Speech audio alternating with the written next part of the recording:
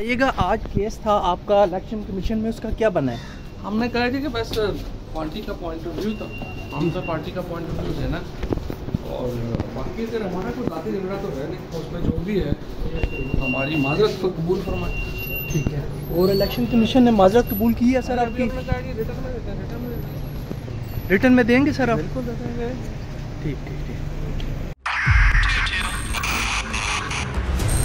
Mobile loan application से कर्ज लेना आवाम के लिए अजाब बन गया। सूद की ज्यादती और धमकियां, शहरी ने अपनी जान ले ली। बोल ने दिया अपने आवाम का साथ, उठाई इस स्कैम के खिलाफ आवाज। जो है लोन देने के हवाले से फ्रॉड बन रही हैं और लोगों की जिंदगियों से और इनकी इज्जतों से भी खेल रही हैं। तो मैं ये समझता हूँ यहाँ पे दो तीन बड़ी अहम चीज है। ये है कि ऐसी एप्स जो कि एक्सेस प्रोवाइड कर देती हैं टू दी कॉन्टैक्ट्स और उसके अलावा टू द गैलरी। बोल की खबर पर इदारों ने भी कस ली कमर, लिया एक्शन।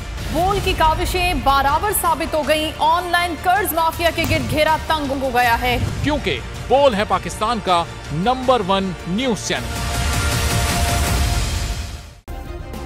सब्सक्राइब करें और बेल दबाएं ताकि कोई खबर रह न जाए।